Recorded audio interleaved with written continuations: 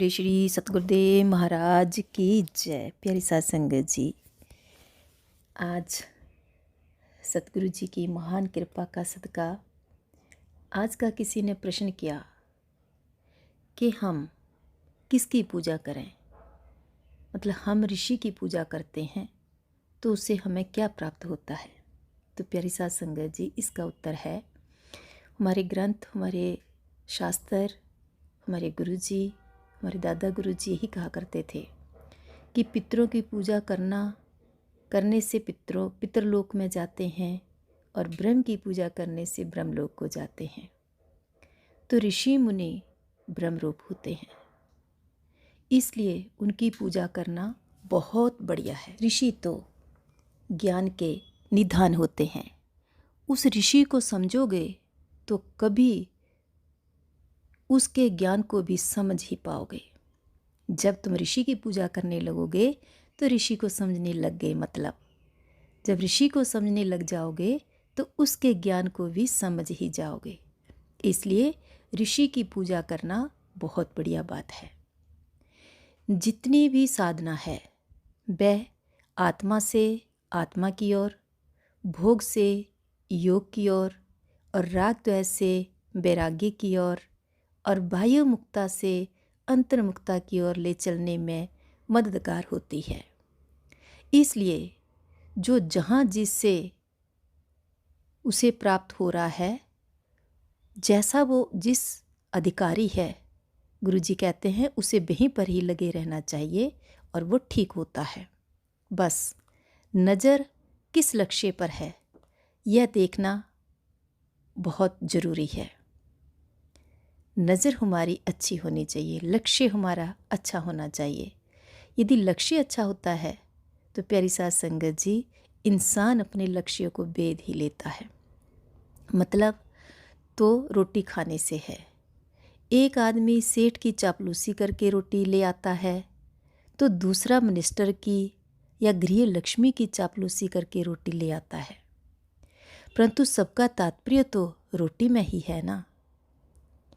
इसलिए दाद दृष्टांत है कि सबका तात्पर्य केवल आत्मज्ञान को प्राप्त करना है। चाहे हम ऋषि की पूजा करके करें, चाहे कैसे करें, लेकिन हमारा तात्पर्य केवल भगवान की प्राप्ति है।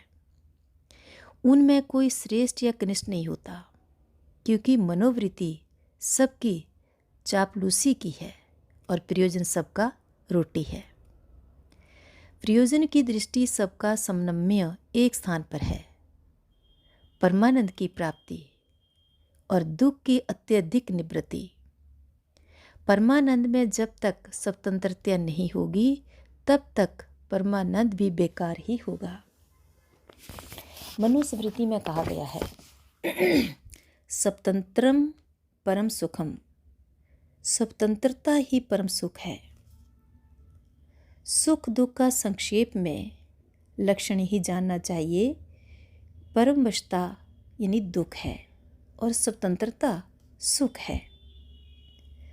स्वतंत्रता सबसे बड़ा सुख है और जहाँ परधीनता है वहाँ सच्चा सुख नहीं है।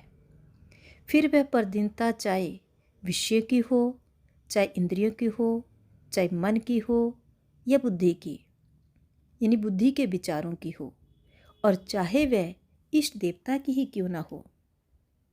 तो हमारा प्रयोजन रूप जो सुख है परमानंद, वह ऐसा होना चाहिए कि जो सब जगह हो, सब अवस्थाओं में हो, सब वस्तुओं से हो और बिना आयास के फुरफुराता रहे। ऐसा सुख जिसमें आयास नहीं है, पराधीनता नहीं है और फुरफुराता रहे, वह तो केवल आत्मा सुख ही हो सकता है। इसलिए प्रयोजन की दृष्टि से इसी आत्म सुख में सबका समन्वय है। यह आत्म सुख देश काल वस्तु से अबाधित तभी होगा जब आत्मा को, अपने आप को अद्वितीय ब्रह्म जान लोगे। इसलिए संसार में सुख प्राप्ति के जितने भी उपाय हैं, संसार में क्या है, संसार में सुख प्राप्ति के जितने भी उपाय हैं वे सब आत्म आनंद ब्रह्म आनंद की ओर लेकर चलते हैं। और संसार में जितने भी सुख हैं वे सब उसी आत्मानंद ब्रह्मानंद के झरे भरे अंश है।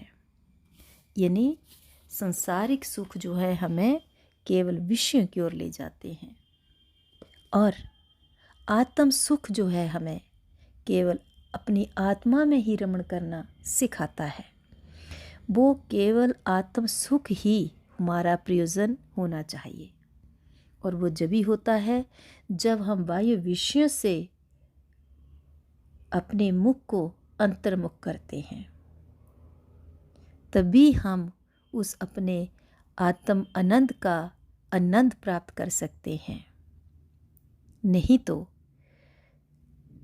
जन्म मृत्यु संसार के सुख दुख भोग ये जीवन भर कलह कलेश ये चलते ही रहेंगे।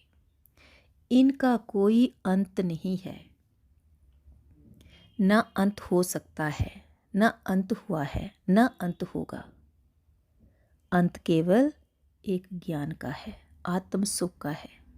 जिसको आत्म सुख प्राप्त हो गया उसका बीज नाश हो गया, हमेशा हमेशा के लिए वो मुक्त हो गया।